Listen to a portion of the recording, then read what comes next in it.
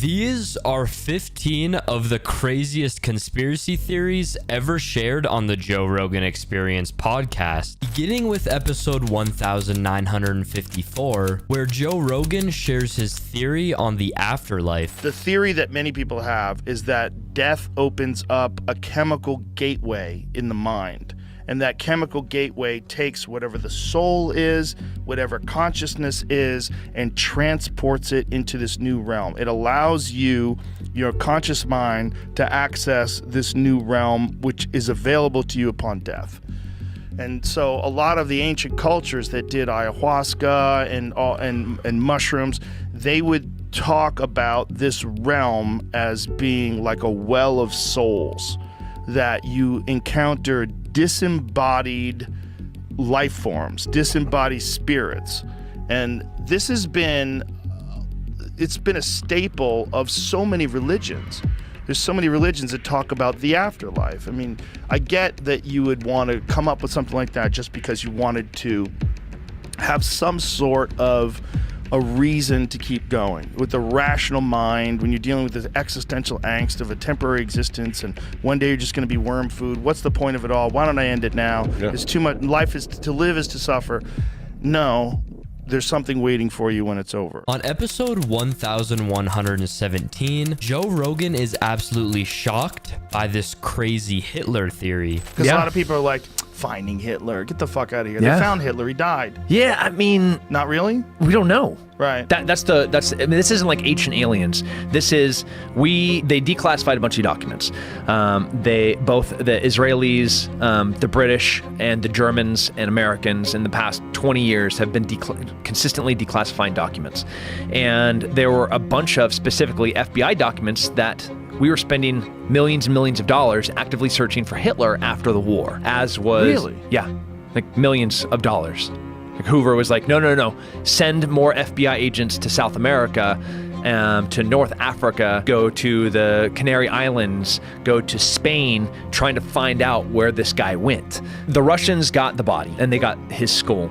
And when they brought it back to Moscow, nobody has ever been able to independently verify who and what this body is. They let one genetic test occur, and the body with the bullet holes that they said was Hitler, and have said, and that's the narrative, that's the story, that's all the eyewitness accounts that are even in the vicinity of collaborating with each other, and corroborating each other's testimony.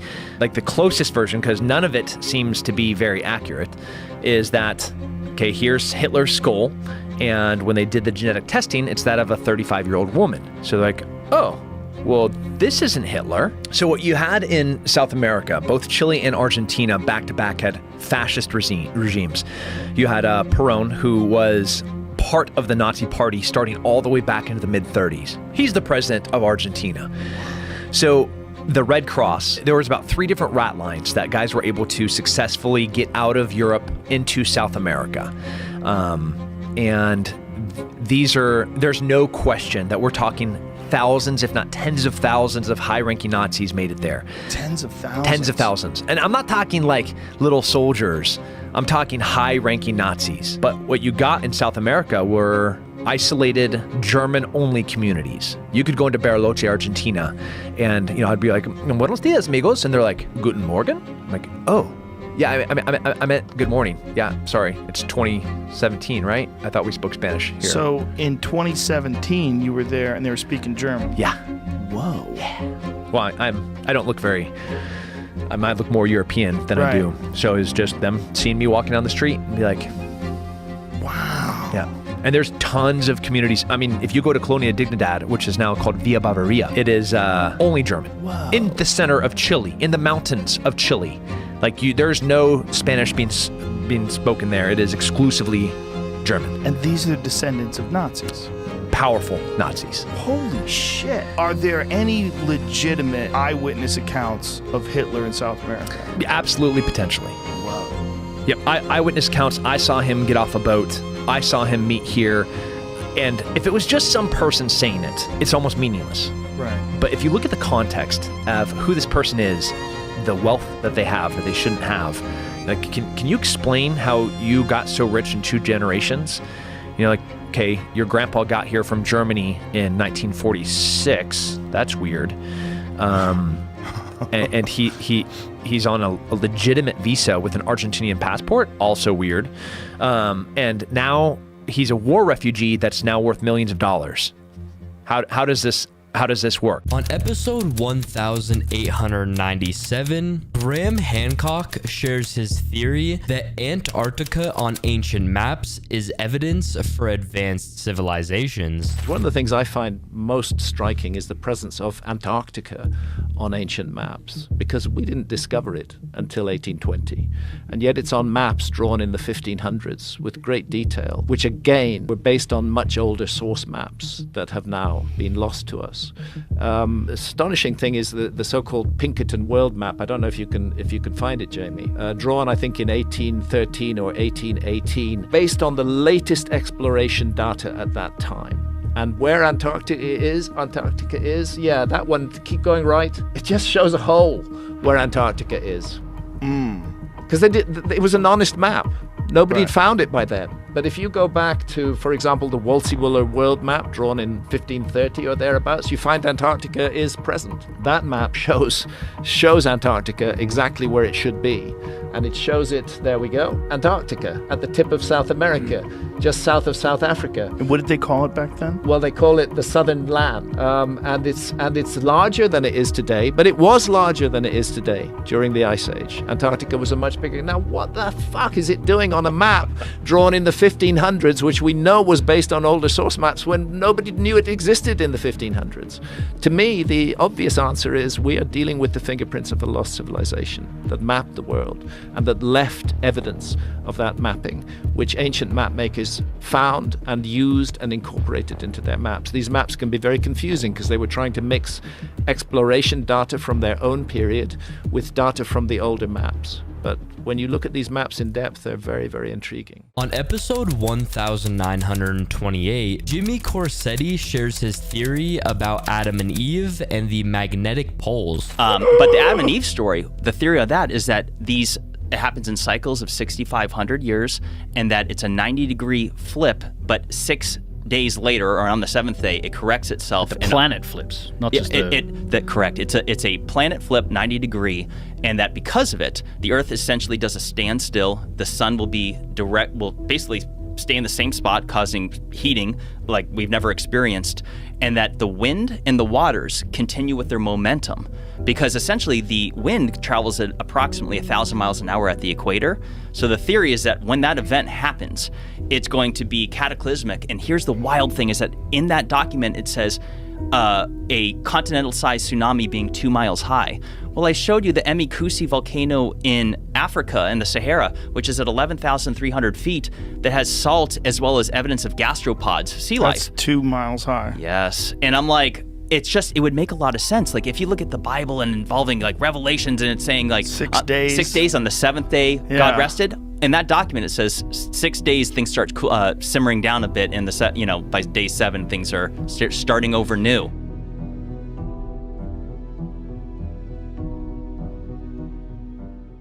Beginning with Joe Rogan's MMA show number 12, Joe Rogan explains his conspiracy that the US moon landing was fake. The press conference from 1969 when they returned from the moon is one of the most cryptic, weird things you'll ever see. These guys look like they just stole something and they're being questioned. I've never seen a video where people look like they're more full of shit than that video of the press conference from 1969. It's weird, man. It's weird. They're like fidgety and looking nervous, like they're getting away with something. So they didn't do it then? They might have done it. They might have been forced to say some things that they didn't want to say, and that could be part of it. Absolutely. They could have done it. But there's a lot of weirdness with the moon landing. Mm-hmm. It's if you wanted to have like a conspiracy to wrap your head around that's exciting, it's one of the best ones. Really, but who benefits from it? The United States government did, because it showed military superiority over the Russians, so we were able to do that. Sure. It also, it was the Nixon administration. People were just flat out full of shit. Well, yeah. I mean, they were just lying to people left and right back then. That's government, though. Yeah, but even more so then, because it was unchecked. There was no media. Social media. Yeah, there was nothing that would expose them for this. And This stuff, they would air it on TV once in 1969. You never see it again unless you watched it on film. There's no YouTube where you can go back and watch the astronauts on trampolines video. The flat Earth thing is ridiculous. Watch this. And like their feet are hidden. Look at this. Watch these guys bounce up in the air. It's like they're on some sort of wire, like they're being yanked up into the air. Oh, yeah. Like, what the fuck are they doing? And they're playing, like falling down, and it's very weird. But it could have been that they were really on the moon, and these guys were fucking cowboys and yahoos, and they wanted to bounce around. But there's videos of the flag moving in a non-existent breeze, which is weird too. And they try to make some logical explanations for why the flag could be moving in a vacuum, and some of it makes sense, but some of it doesn't. Like the wires one is weird. If you watch them fall down, like go to that one right there, Jamie. It might not have been real footage. What they might have done is use some test footage, like right there, Jamie, right there, let it go. Like homeboy falls down, and then it looks like he gets yanked back up. Look at this. Whoops. Oh, he did not. That's not him standing up. Yeah, what is this? On episode number 1308, Joe Rogan explains his conspiracy that 9/11 was an inside job. You want to hear another conspiracy theory that you probably don't know? It's going to blow your mind? Let's do it. The day before 9/11, the day before the attacks, Rumsfeld gave a press conference where he talked about trillions of dollars missing. The day. Then a plane slams into the very part of the building where they were doing the accounting, blows up half the fucking building in the Pentagon, blows up a wall. Donald Rumsfeld was on, where was it, the White House lawn? According to some estimates, we cannot track $2.3 trillion in transactions. 2.3. Okay, now, again, somebody told you that literally, like right before 9/11 happened, they said they couldn't track $2.3 trillion. No, that didn't happen. That did not happen, but it did happen. What the fuck? Yeah, so think about what Kennedy said. Think about what you saw when you saw that Vice movie where Dick Cheney, who was the CEO of Halliburton, becomes a vice president and gets billions of dollars in no-bid contracts. Now think about what we just saw with Donald Rumsfeld saying they couldn't find $2.3 trillion. I don't know where it went. I don't know. It seems like we should have had it. So like, we'll keep looking. Oh no, the spot where we looked just blew up. Oh my god. What the Find hell? out if that's true. If it was the accounting office, because this is what I love to say it because it sounds good. But let's make sure it's true that part blew up. But either way, that he did say that, and then they did get hit by a plane a couple of days later. It's unbelievable. It's so crazy. And no one talks about that $1 trillion. On episode 1314, Joe Rogan shares his infinite universe theory. And then there's hundreds of billions of galaxies. So Right. the idea that we're the only one. Not only that, Neil deGrasse Tyson explained this to me, because this is a mind fucking and a half, that the universe is so big that not only is there another you out there that has done everything exactly as you've done, to every pause, like that pause, every pause, down to the second, an infinite number of times. You're talking, what is it called? The infinite, in an infinite universes, there's this exact conversation happening with people look exactly like that, because infinity implies that there could be a million. Infinite variations. There's one where you get up right now and you have to take a piss. And you run out of the room. Or Charlemagne's there, you're here, I'm there. There's one where you get up and you're mad that we don't believe you that you saw Bigfoot or something. You know, that kind of shit. The idea that when you think of infinity, we think about it as being really big. It's not.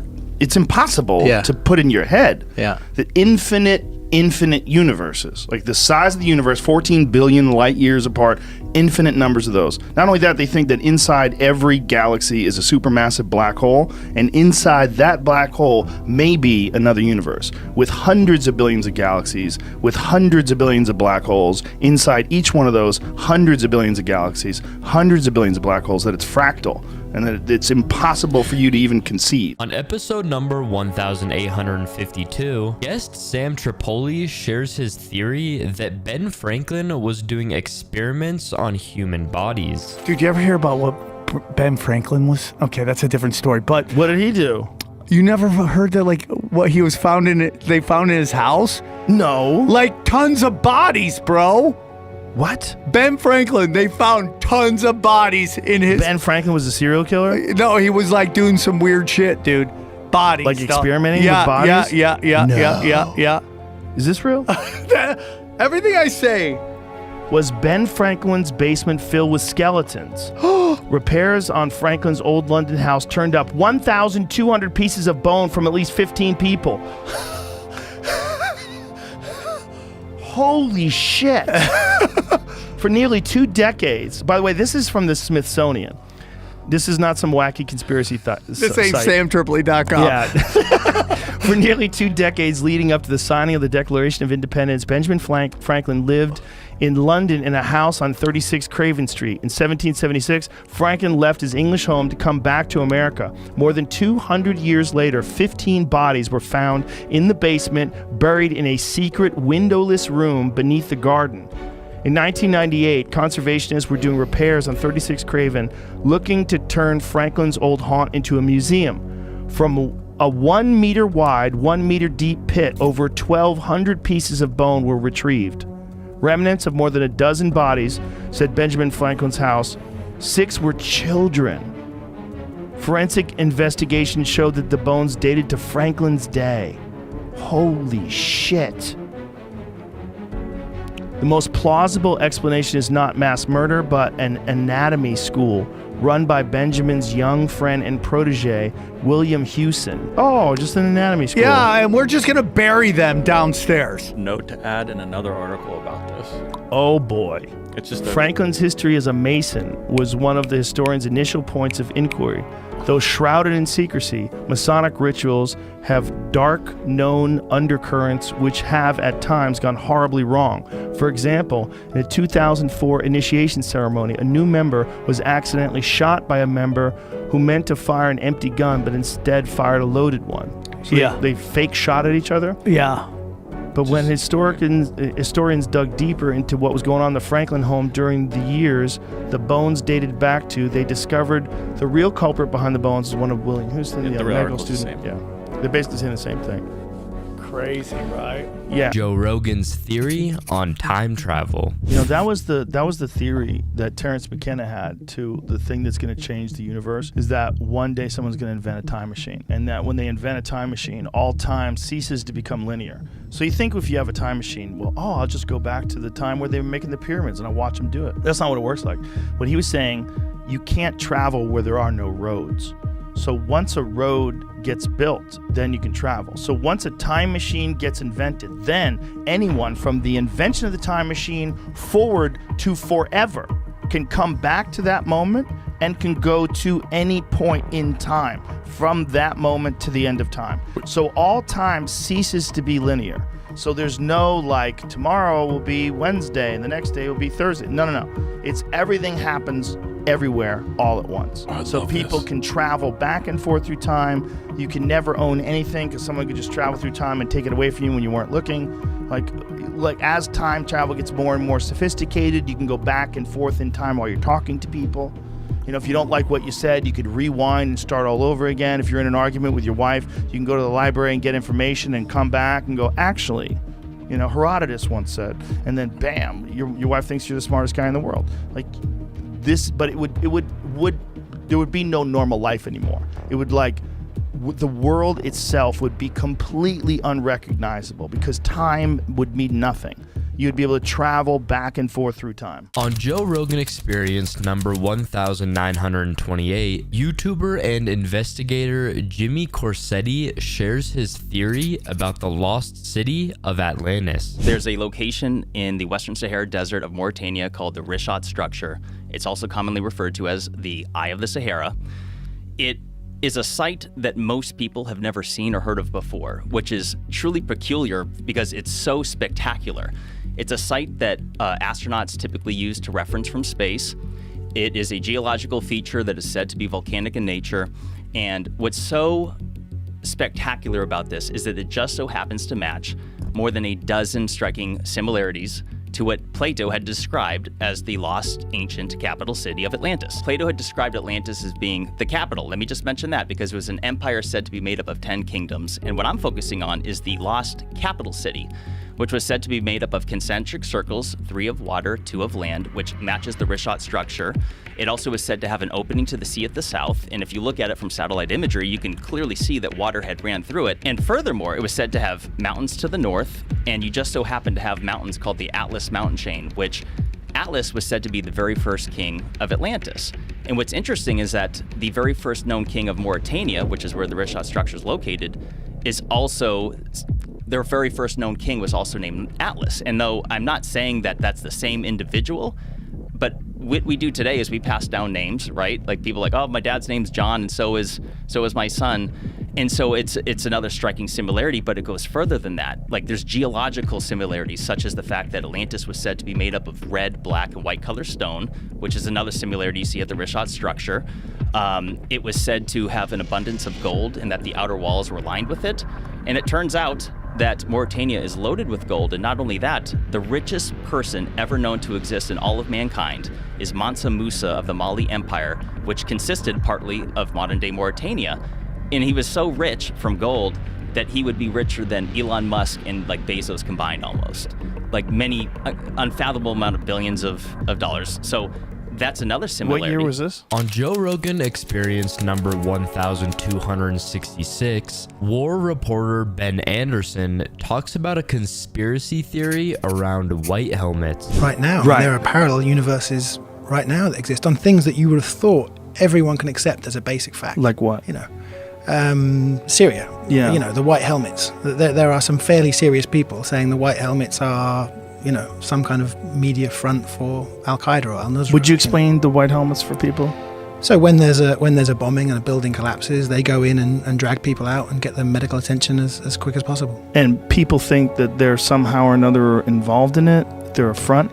Yeah, and the footage is faked in order to drum up sympathy for the rebel-held areas.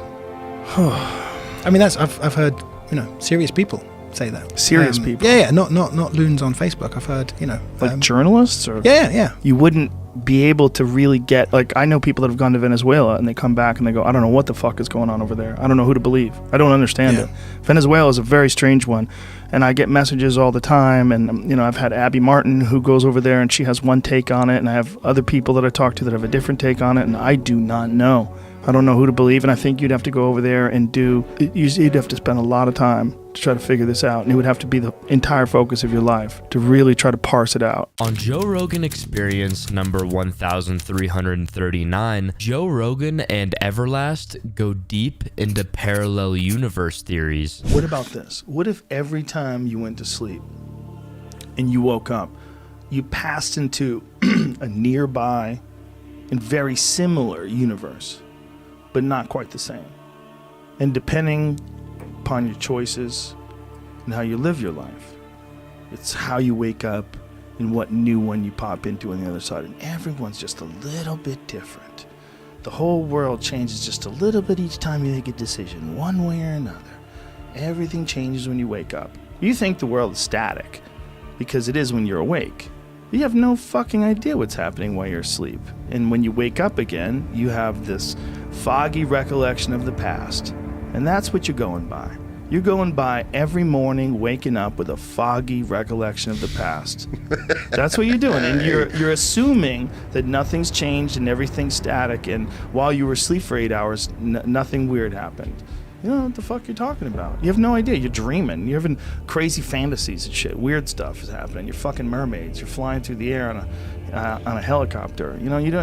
Weird things happen when you're dreaming. What is all that about? Yeah. We don't even know. We have no idea what that is. That soup of possibilities that's fucking swirling around in between your ears while you're snoring up a storm, and then boom, you wake up. Are you sure those memories are real? Are you sure that this isn't a whole completely new universe that you're living in today? Or a simulation. On a Joe Rogan podcast from February 17th, 2019, Eddie Bravo shares his crazy conspiracy about space and one world government. The only way to make a one world government work is to have the people embrace it. They have to want it because nobody wants it. So the trick is to make people want it, to embrace it. There's only one way. The only way And they've known this forever. The Vatican knew this. The Vatican, the Pope wanted to rule the world. They all knew it, but they couldn't do it. They all knew it, but they knew one way, but there's no way how they're going to pull it off. What's the one way, man? The only way is if there was some extraterrestrial threat from up above us. That would be the only way to have everyone embrace the one world government. They all knew that for years. But it didn't work That's so far. the plan. They could never It's a make shitty it plan, work. though. They didn't have the technology 500 years ago. The Vatican knew about it. They wanted it. And you go to the Vatican, you see paintings of like Have you been there? UFOs with aliens in them. And back when I used to believe in UFOs, but before I figured out that UFOs they want us to believe in UFOs. They're preparing us for a fake alien invasion. That's always been the plan. A one world government. The only way to do it is to get us to embrace it. And the only way to embrace it is from an alien attack. Ronald Reagan talked about it many times at the UN, CFR. He talked about it because wouldn't it make, he looked at all the leaders of the nation, of the world, and said, wouldn't it make our lives easier if we just had some kind of extraterrestrial threat? On Joe Rogan Experience number 1284, Graham Hancock shares his theory about ancient civilizations. Is above the King's Chamber in the Great Pyramid are 5 further chambers. And these chambers are roofed and floored with granite beams that weigh about 70 tons each. And there are hundreds of them. And these 70-ton granite beams, which to put in context, a 70-ton beam is equivalent in weight to 35 large SUVs. These 70-ton granite beams have been elevated to a height of more than 350 feet above the ground and carefully and precisely placed in position. It is very hard for archaeologists to explain how that was done using purely leverage and mechanical advantage. You can say, oh, perhaps they built a ramp and hauled the stones up the ramp. But then you have to confront basic laws of physics. You can't haul a stone weighing tens of tons up a slope that exceeds 10 degrees. Then you start doing the calculation. How long a ramp do I need with a 10-degree slope to get to 350 feet above the ground? And the answer is you need a fucking long ramp, which should still be there, because it couldn't have been a sand ramp. It would have collapsed under the weight of those stones. It had to be as massive as the pyramid itself. So this begins to seem like an absurd idea, the idea that is foisted on us by archaeology. Maybe the idea that they regard as absurd, namely that psychic powers were cultivated by ancient civilizations, that they could use powers of the human mind that we have allowed to lapse. Maybe that idea deserves further consideration.